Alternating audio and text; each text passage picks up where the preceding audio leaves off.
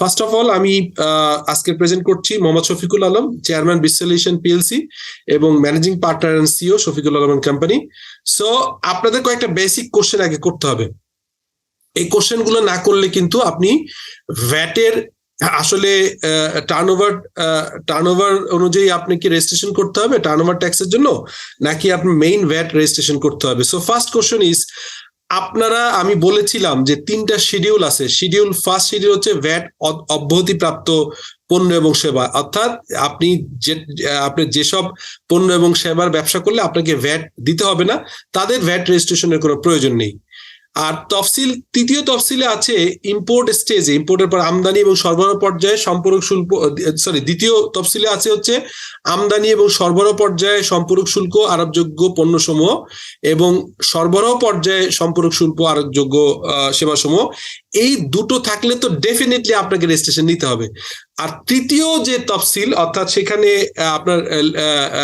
আপনার ছোট রেটে আছে, অর্থাৎ 5, 7, 7.5, 10 এবং হচ্ছে স্পেসিফিক কিছু আছে যেটা 15% লেস, টন ওয়াইজ অথবা কেজি ওয়াইজ বা এই ধরনের মাপ আছে।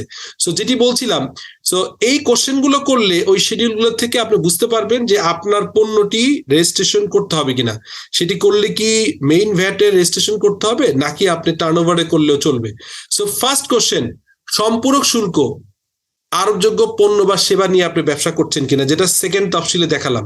যদি ইয়েস হয় তাহলে একরকম, যদি না হয় তাহলে আপনার ভ্যাট রেজিস্ট্রেশন প্রয়োজন হবে না। যদি if this answer of this question is no, then হচ্ছে টেন্ডার বা কার্যাদেশ অংশগ্রহণকারী, অর্থাৎ টার্নওভার যাই হোক না কেন আপনি টেন্ডারে জয়েন করবেন, টেন্ডারে পার্টিসিপেট করবেন কি করবেন না। যদি না হয়, এর উত্তর যদি না হয়, আমদানি বা রপ্তানি করছেন না, যদি উত্তর না হয়, করযোগ্য টার্নওভার 3 কোটি বা তার বেশি না, এরকম যদি এই কোশ্চেনের অ্যান্সারও যদি না হয়, তৃতীয় তফসিলের মাধ্যমে নির্ধারিত হারে কর পরিশোধ করতে হবে, এটারও যদি উত্তর না হয়, অর্থাৎ তৃতীয় তফসিলে কি আছে আমি আগের দিন বলেছিলাম, সেটি হচ্ছে যে 15% নিচের রেট, সেটা 10, 7.5, 5 এবং কখনো কখনো টন ওয়াইজ বা আপনার হচ্ছে যে বিভিন্ন মেট্রিক টন বা অন্য মাপের বেসিসে স্পেসিফিক যে ভ্যাট দিতে হয়, যেমন আপনার রড সিমেন্টের ক্ষেত্রে এটা প্রযোজ্য, রডের ক্ষেত্রে প্রযোজ্য, পেপারের ক্ষেত্রে প্রযোজ্য, এগুলো যদি হয়, এবং সাধারণ আদেশ যেটা হচ্ছে 17-19 বা SRO 141 এর অন্তর্ভুক্ত পণ্য না, এরকম যদি হয়, এগুলো সবগুলোর অ্যান্সার না হলে আপনাকে আসলে ভ্যাটের রেজিস্ট্রেশন বাধ্যতামূলক না অথবা প্রয়োজন নেই। বাট হ্যাভিং সেড দ্যাট, যে প্রয়োজন হলে কিন্তু আপনি মানে নিজের প্রয়োজনে আপনি নিতে পারবেন। ধরেন এর কোনোটা সবগুলোর উত্তরই না, সবগুলো কোশ্চেনের অ্যান্সার না, তারপরেও আপনি ভ্যাটের রেজিস্ট্রেশন নিতে চাচ্ছেন, this is a voluntary registration. এটি যদি আপনি নিয়ে থাকেন তাহলে আপনাকে 1 বছর মিনিমাম কন্টিনিউ করতে হবে, 1 বছর আগে আপনি ক্যান্সেল করতে পারবেন না। This is the first issue. Second হচ্ছে, আমি শিডিউলগুলো বলেছি, এরপরে আমি আগেরটাই ঠিক উল্টা কোশ্চেন, সম্পূরক শুল্ক আরোপযোগ্য পণ্য বা সেবা নিয়ে ব্যবসা করেন কেনা, ইয়েস, তাহলে আপনার কিন্তু ইয়ে করতে হবে, আপনাকে হচ্ছে যে ডেফিনেটলি আপনাকে ভ্যাটের রেজিস্ট্রেশন নিতে হবে। টেন্ডার বা কার্যাদেশ, অর্থাৎ টেন্ডারে পার্টিসিপেট করলে নিতে হবে। আমদানি রপ্তানি করছেন, আপনাকে ভ্যাট রেজিস্ট্রেশন নিতে হবে। করযোগ্য টার্নওভার 3 কোটি বা তার উপরে আপনাকে রেজিস্ট্রেশন নিতে হবে। তৃতীয় তফসিলের মাধ্যমে নির্ধারিত হারে মূসক পরিশোধ করতে হবে, যদি ইয়েস হয় নিতে হবে। সাধারণ যে SRO আদেশ যেটা আছে আমরা জানি, SRO সাধারণ আদেশ 17/19 বা SRO 141 21 সালের অন্তর্ভুক্ত যদি সেবা পণ্য হয়, তাহলে আপনাকে ডেফিনেটলি আপনাকে রেজিস্ট্রেশন নিতে হবে। এখন কোশ্চেন হচ্ছে যে আপনার এখানে আবার গভর্নমেন্ট একটা আপনার যে মেইন বইয়ের আপনার দেখলে বুঝবেন যে এখানে সেকশন 4 এর সাবসেকশন 2 এর সাবসেকশন হচ্ছে সম্মত ঘ, এখানে বলা আছে কিছু পণ্যের তালিকা দেয়া আছে, আমি একটু পরেই দেখাচ্ছি, পরের স্লাইডে আছে। সেগুলো থাকলে আবার আপনাকে আসলে টার্নওভার ট্যাক্সের আন্ডারে যাবেন না, মেইন ট্যাক্সে যেতে হবে। তাহলে জেনারেল কথাটা আগে শিখি, সেটি হচ্ছে আপনার আমি একটু আপনাকে দেখাই দিই, সেটা হচ্ছে, এটা পরে দেখাচ্ছি, আগে দেখাই হচ্ছে যে আপনার জেনারেল কথাটা আগে বলি, তারপরে হচ্ছে এক্সেপশনটা বলি। সেটি হচ্ছে যে আপনার যদি আপনার 1 কোটি টাকা 1 টাকা থেকে 50 লাখ টাকা পর্যন্ত যদি আপনার টার্নওভার হয়, তাহলে নর্মালি আপনার ভ্যাট রেজিস্ট্রেশন নেওয়ার প্রয়োজন হবে না। নর্মালি এটা একটা নর্মাল থ্রেশহোল্ড, তারপর এক্সেপশন গুলো বুঝাচ্ছি।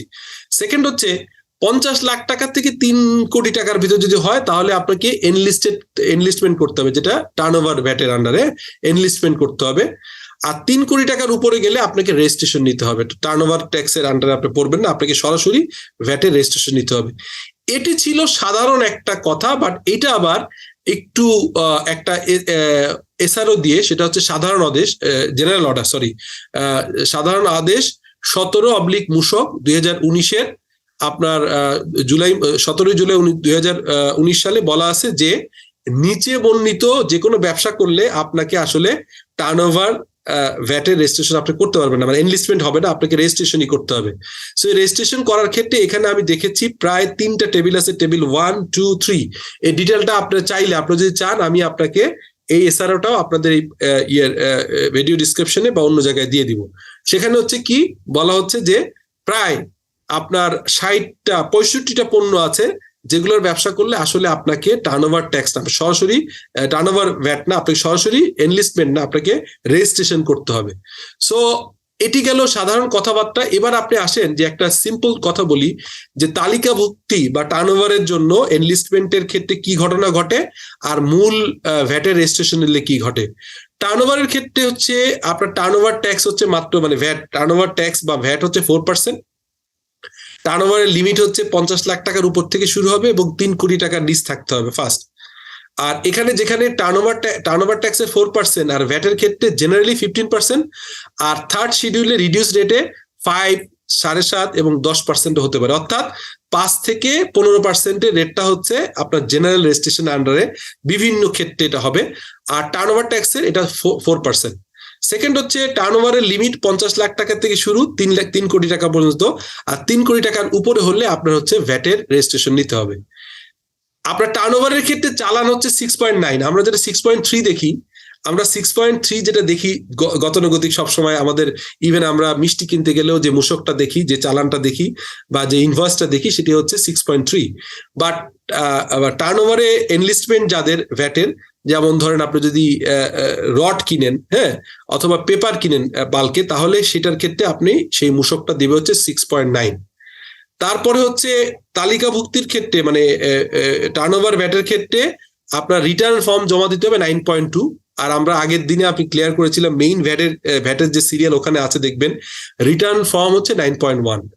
এখানে রিবেট নেওয়া যায় না, অর্থাৎ আপনি যে ইনপুট রিবেট নিতে পারবেন না। আর রেজিস্ট্রেশনের ক্ষেত্রে নর্মালি হচ্ছে যদি 15% রেটে আপনি ট্যাক্স দেন, তাহলে আপনি এটা ইনপুট রিবেটটা নিতে পারবেন।